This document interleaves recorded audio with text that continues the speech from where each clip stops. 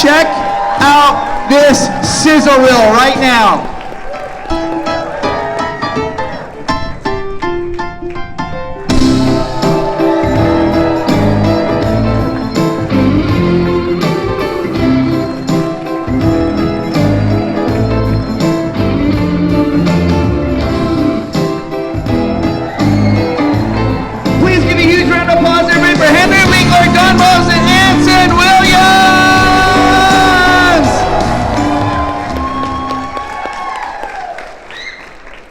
You know what we thought we would do? Because we have spoken so often at these, you tell us what you want to hear about. Does anybody have an idea, a question that you want to hear about? All right, let me. That's the question. Do you know what? A came from talking too much as the Fonz. So I reduced sound to A. Like, hey, look at that, she's so beautiful. Hey, I am hungry. Hey, don't you mess with me.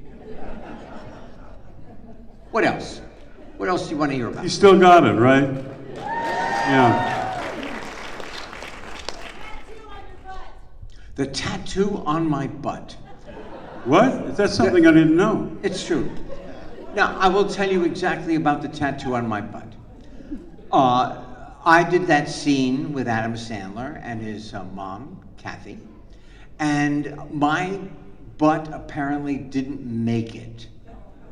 So it was a sound man with a tighter tush.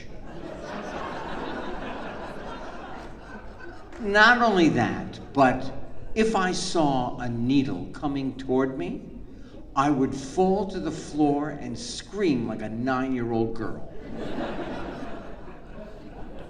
Next question. Just, you loved our books? All right. Anson, you wrote a book. Yeah, she didn't read it though. But if you tell her about it, she will read it. It's not on the market anymore. What is it called? Oh, okay. What was it called? Singing to a Bulldog. And how did you come up with the title, Singing to a Bulldog? Okay, something like this. When we were doing Happy Days, at the beginning, you know, it wasn't like Stars Today. We weren't getting a lot of money for it. But I've always been one to see what you have now, what you don't have. And I happened to be talking to David Cassidy, and he said how much better he did singing off the show than on the show, but singing on the show did him well off the show. So, and then Barry Williams, it was the last year of Brady Bunch, and he was saying how they put together this Brady Bunch singing group and how well they were doing off the show. So I thought, well, you know, I was in musicals and this and that, and I sing. I thought, well, maybe I can convince Gary Marshall to try out a song, have a band on the show. So one morning I found him. I said, Gary, I have this idea. He said, no, I don't have time. I said, only take a minute. He goes, walk with me, walk with me. So I'm walking with him. I go, Gary, you got girls in the show, cars in the show. You need a band. I sing. He goes, a band? I go, yeah, band, you know, like Ricky Nelson and, you know, in Arnold's. He goes, wait, well, that's not no. There's a show coming up. That's not a bad idea. Yeah, okay. Go pick a song. We'll try it out. I'm thinking, man, I just changed my life. I'm going to be singing on national television. Then I hear he yells loudly, but you're singing to a bulldog. I go, what? Yeah, Elvis did it, and he goes, I don't have time to hear you. If you're good, I get laughs. If you're bad, I get laughs. You're singing to a bulldog. There I am. Well, bless my soul, what's wrong with it? I don't know if you saw the show. It was the fraternity party. Well, it did well. I mean, people liked it. And Gary said, it's not bad, let's do it more. Well, I was able to get a record contract after that and start doing concerts. So anyway, it was my bulldog moment. It was like that moment really turned my life around by singing to that bulldog. So I thought it would be a proper title. Now, come on, that is a great story. That is a great story. My memoir, Max, our youngest son, who is now a director, said, Dad, you have to write about all the stories you have. And I said, well, I know how to write children's books. And I just want to brag, our 40th children's book comes out in September. It's called Detective Duck, and it's for emerging readers about a little duckling who dreams about being a detective. And he said, write a memoir. And I said, I can't do that. And he said, yes, you can. And it was on the New York Times bestseller list for 11 weeks. Great book. Thank you. I did not have an inventive title like Anson. Mine is called Being Henry. It sold a lot more, okay? What else? Happy Days story, Donnie. What is your favorite Happy Days story? Oh, I can't give a favorite. Oh, my. What was that? Halloween Haunted House. Oh, that was a fun episode. Somebody said they just saw it the other day. That was the one when Linda Pearl played Richie's girlfriend, remember? And I came, oh, that's right, you came in with Richie, and there was a coffin, right? There was a coffin, and then, and Linda, the girl who was playing Richie's girlfriend, was scared, really scared to go into the haunted house, heard all these stories, and she was really spooked. And then all of a sudden, the coffin starts opening, you know, creaky sounds, and then I sit up, and I have this like pillow under my suit. I'm Alfred Hitchcock, so I go, good evening, as I sat up, and I can't remember the rest of the line. Maybe you remember it, but that was a fun episode. And wasn't that the one? Oh no, that was, I was going to say you were bobbing for apples. That was a different. That was a different one, yeah. A different Halloween show, Yeah. right? I think we had 10 of them, right? I think so. Now, this gentleman right here, what is your name? Hello, my name is Jake. And do you have a question? Yes, I do. It's mostly for you, Henry, but I wanted to say, though, it's really awesome to see all three of you here because you were at other conventions I went to, but I haven't had the chance to meet you because I had other people I wanted to meet. It's nice to meet all you now. Thank you know, Don, especially, or should I say, Donnie Most from Family Guy. That was so funny. What a great bit that was. Yeah, and then I know Henry was in a recent episode. I haven't caught up with Family Guy, but I read that you were in a recent episode, obviously, Henry. But my question, though, for Henry is basically there's an episode that has started the name of a trope called Jump the Shark, in which Fonzie jumps the shark literally in that episode. How do you feel that you started that trope? I will tell you. There was a young fellow who, John Heim, and he was at Michigan University, and he was at an off-campus apartment with his roommate, and he watched the episode, and he thought the show went too far. And when I jumped the shark for Potsy in the show, and he thought, well, now the show is ruined. They've jumped the shark. That's how it came into being. We were #1 for about 4 or 5 years after that. Also, I never mind when they bring up Jump the Shark. There used to be a thing called newspapers, and people would read them in the morning. And when they talked about Jump the Shark, they had a picture of me water skiing, and at that time, I had great legs.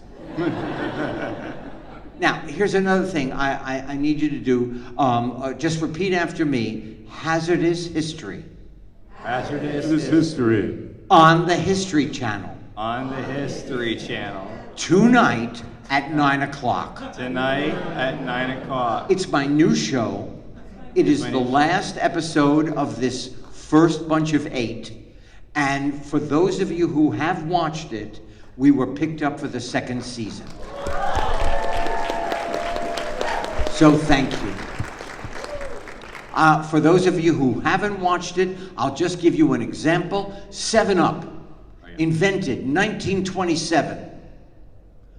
Bubbly, citrusy, and the tagline was, "We'll take the edge off," because it was laced with lithium. Do you have another question, sir? No, but I just wanted to Thank end you with, so much. Hey! Hey, all right. And the gentleman behind you, what is your name, sir? My name is Dan. Dan, are you the person who The is guy. responsible for us to be here? Yes. You run the show, Dan. And very well. Thank you. I've had an opportunity to talk to you guys about some fun stuff, and I've heard some really fun stories of celebrities that would show up on set and surprise you as you were filming. And it'd be fun for everybody to hear some of the celebrities that came to visit you guys on set Talk about and how you were surprised by that. Okay, this is pretty crazy. It was the first year of Happy Days, 1974, and we were shooting it one camera, like a movie. We weren't in front of a live audience yet. It's early in the morning, and kind of cold, and I walked over to get some coffee, and basically it's a big old tin drum that Louis, who also took the bets on out of from the studio, racing. He ran the bets. Anyway, I'm getting the coffee, and I see this guy with kind of sunglasses and a young kid, and I walk back to Don. I say, there's this guy. He looks like John Lennon, and he's with some kid. And Don goes, "Oh yeah, John Lennon came out to hang out with us." It was John Lennon. And it was Julian Lennon, his son, who was 10 at the time. And he spent hours with us and was just the greatest guy. And you spoke with him quite a bit. He was very shy, and it was hard to get him to talk. And at that time, he had just put out his solo album. And on the solo album is a song called Mother, which was a primal scream, which I guess he was going through that kind of psychology. And I spoke to him about that song because he had a very tortured relationship with his mother. And he opened like a flower. That was the way in to talk about his music. I didn't even know about that. Yes. I didn't know either. Were you on the side of the set at the time? I don't know where I was. 'Cause I was. I thought I was in heaven. I think it was stage 24. Who do you remember who came? Who else came? Yeah. Gosh. Keith Moon Oh yeah, and With Ringo. Ringo and Ringo. Ringo came, right? Who was Ringo with? Keith Moon. Keith Oh, Moon. right. And they were Been a long both day. so high. Yeah, they were pretty high. I don't think they remembered that they were They there. felt no pain. They were very happy. Yeah. Well, Phil Silvers, John Belushi. John Belushi, Yeah. I was. Dan Aykroyd. And Aykroyd. I wasn't there that day. I missed that. Yeah. Yeah. They were feeling pretty good too. But what was amazing is that when you do a show on television, you're on a soundstage and it is soundproof. You have no idea who is watching, are they watching, how are they feeling, do they enjoy it? And only when the four of us, including Ron, got out of the studio and started traveling around promoting the show, we went to Dallas. And 25,000 people showed up to say hello. And they started moving toward us, and our car was on the other side of these 25,000 people. Don is not great in crowds of 10. And here they were, 25,000. He said, what are we going to do? How are we going to get out of here? They're going to, oh my God, this is amazing. What are we going to do? And I said, it's all right. Now, I never did the Fonz off screen. And I just looked at the crowd and I said, hey, you're not going to touch us. Our limousine is on the other side of you. You're going to part like the Red Sea. Now, we're walking through the bunch of people, and somebody said, hey, you're so short. Am I allowed to say a very bad word? Yes. I said, hey, fuck you, I'm not short. And he said, you are so cool.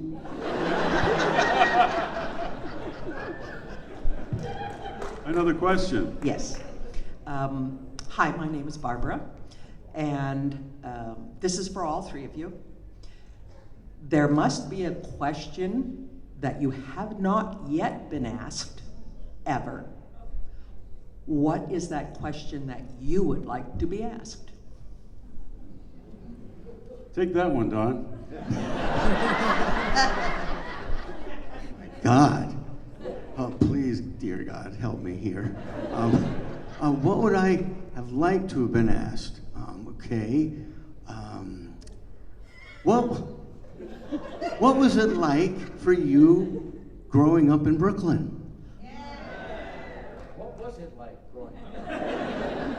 growing up? I grew up in the neighborhood Flatbush, Brooklyn, probably about a mile from where Ebbets Field was. But by the time I started following baseball, Dodgers were gone, so it was the Yankees for me. And there was a lot of stickball, where we'd go to where the subway station was in the back wall, the wall where you'd enter it. And if you hit the ball over a certain distance, it would go down into the subway. And sometimes we would crawl down and avoid the third rail, which we'd get electrocuted, to get our rubber ball that we lost.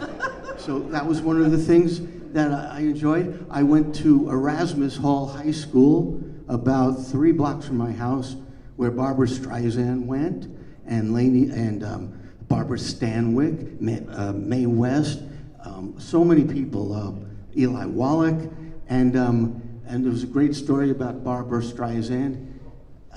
Was she in the choir? You know, and this was a true story. She got kicked out of the choir, Barbara Streisand. The reason was she couldn't blend in.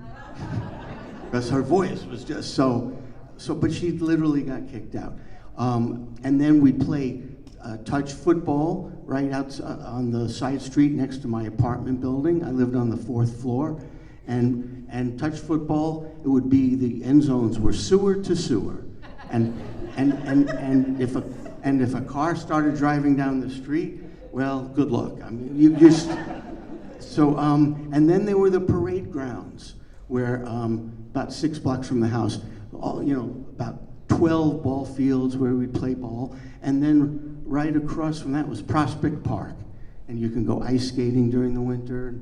So I have a lot of great memories, and my best friend lived in the apartment next door to me, so there were a lot of wonderful memories of growing up in Brooklyn. You know that question created a novel? Well, I hadn't got a chance to talk. No, but you know what? That was a great answer. That was a great answer. Really good. You know, it is so lovely to be here, and it's so lovely of you to spend your Sunday afternoon with us. In a few hours, we're going to get on a plane and leave. The first time I was here in Tampa, I directed Burt Reynolds in a movie called Cop and a Half. And I had, the first time ever, I had a Sloppy Joe on top of Fritos. And when I went to drama school, I took that idea, and it was our dinner a lot of the time. All of the actors in the house I lived in. Oh, From Tampa. wait. I think you owe a question that you've never been asked. Both of you, right? Oh. They were trying to get out of that. Yeah. Oh, yes, you can. Oh, you want another question? No? No. You want? Oh, shoot. Answer it. Stuck? Okay. Okay. What was your first job in show business? What was it? I'm thinking. I was. With the pressure, it's hard enough. Look. Well, I know actually, when I started, there were talent nights in LA where you could bring your sheet music, go up there and do really bad. And I went to a few of those every week, 3, 4 different places. And one time, a waiter said that he was going out for summer stock in the morning. And I said, what's summer stock? He explained, well, they have a resident company, and at a theater, and they bring in stars for different shows, but you stay there the whole time, playing different parts, whatever. He said it's at the Masonic Temple on Hollywood Boulevard. He said, I said, really? Okay, so Next morning, I go down there and stand in line. There are 2 lines. At the time, there's the equity line, which is union stage actors, but there was also a non-equity line because equity forced the producers to see anyone in that line. They hated that, so I stood in line and waited and waited for the equity line to go forever.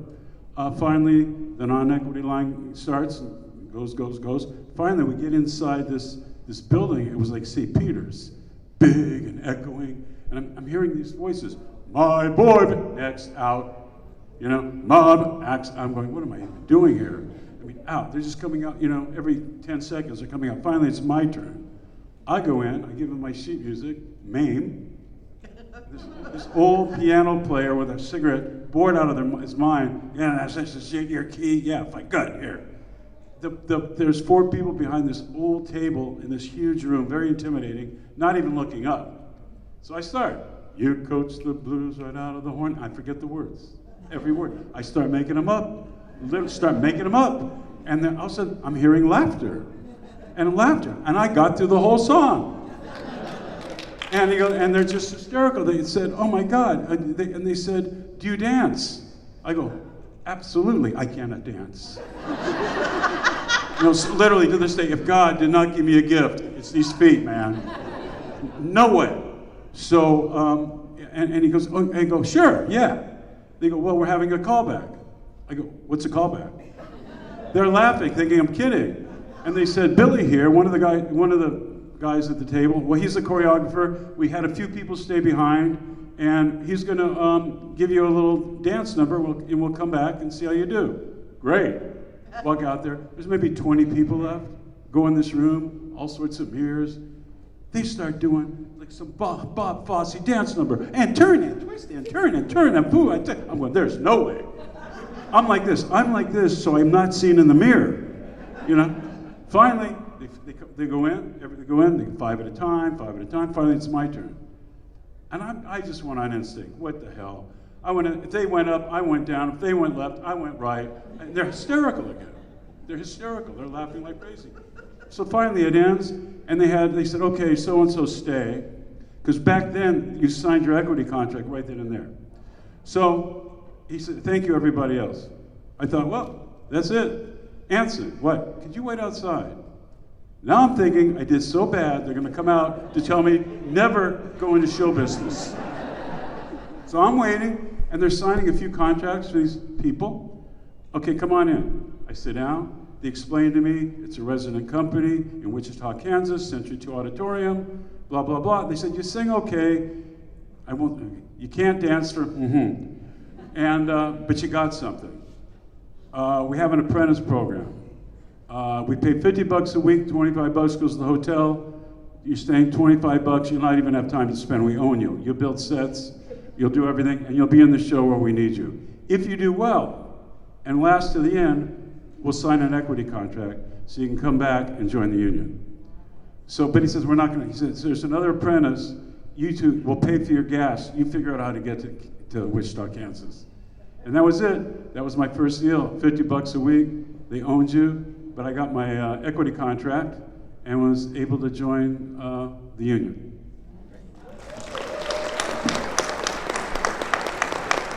I just want to say, we have been together for 50 years. We have known each other. We are friends for 50 years.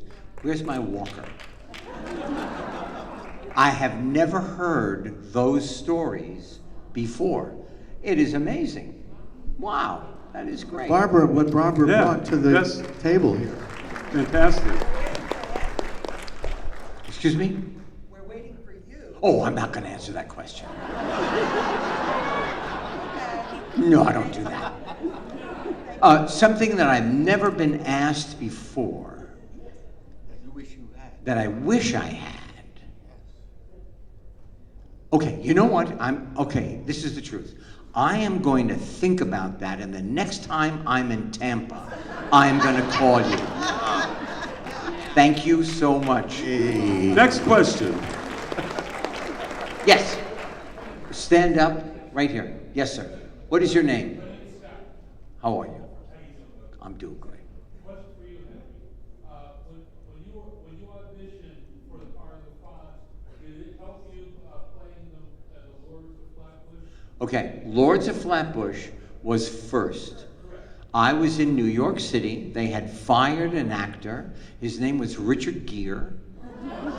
And I went and auditioned for this movie, and I got the part.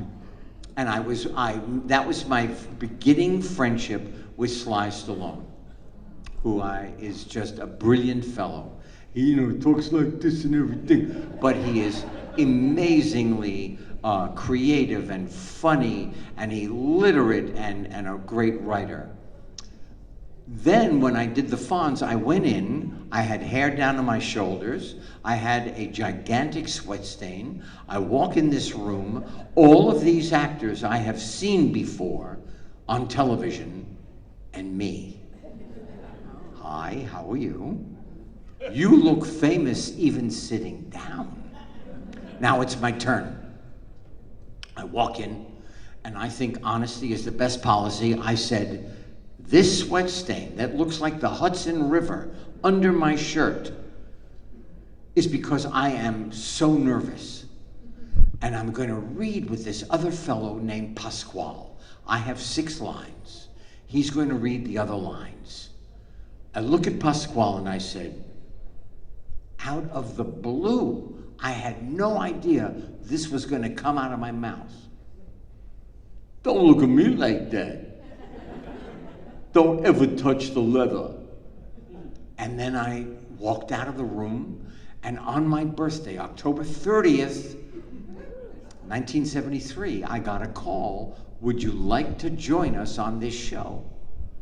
And I said, if I'm able to play the emotionality, when he hangs up his jacket, who does he have to be cool for when he's in his apartment by himself? They said yes, I said yes, and I got to be friends with them.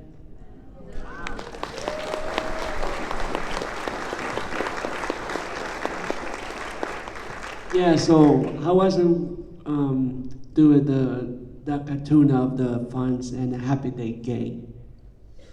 The what? Oh, Say it again, one more time. Yeah, on the YouTube they have the Fonz and the Happy Day game for the cartoon. Yeah, The cartoon. cartoon. Yes. I didn't do it. I'm so sorry because we had fun.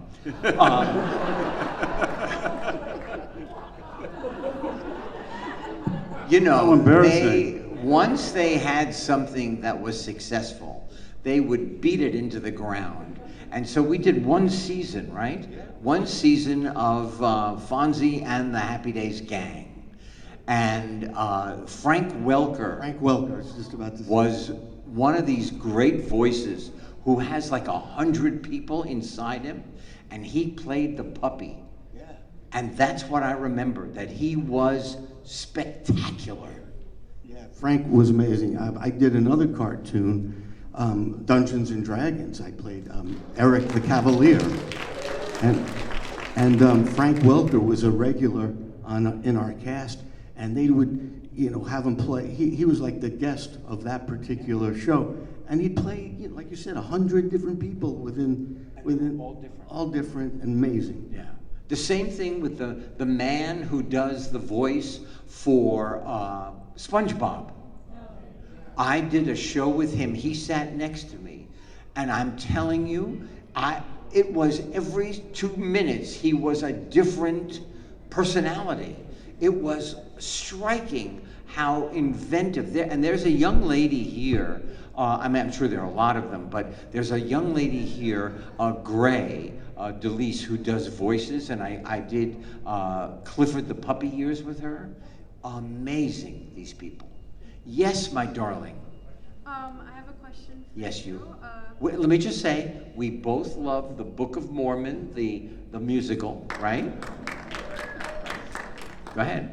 My question is, what do you attribute to your success as being able to toggle back and forth between acting and directing in so many great movies and television shows? Anson, you're a wonderful director. What do you think between jumping back and forth from the one side of the camera to the other? Well, I mean, acting definitely helps in terms of the directing side. But truly, I don't think what people understand either is that Gary Marshall, our boss, our mentor, he inspired us to use Paramount Studios as a college. He said, learn everything you can about entertainment if you want a long career. So you could shadow directors, you go to editing rooms, writing sessions. So I learned really directing from just observing. And How many shows have you directed? quite a few hundred. Yeah. I was able, I was able, I don't know, are Star Trek fans? Yeah, well, I did a lot of Voyager, a lot of Deep Space Nine. Hercules, Xena, and then I actually directed 2 years on Steven Spielberg's Sequest. And yeah, so, but yeah, basically, Gary inspired all of us. I mean, Don directs, Henry directs. We're all multifaceted because we had the opportunity to take, instead of being involved with ourselves, we took the time to really educate ourselves and see what else we're good at. And after seeing my acting, I thought I better be good at something else. Can I just say, we have 13 seconds left. I want to thank you so much again for being here. We loved being here in Tampa. Thank you for your generosity of spirit. So, I think, thank you so much, and I think that Jody has spoken to you already. Somebody about About pictures, right? If you like pictures or pictures with us, we're going to stay here for a while before we hit the airport. We'd love to see everybody. You guys, one more time, give a huge round of applause for Don, Henry, and Anson. Now, this has never been done before.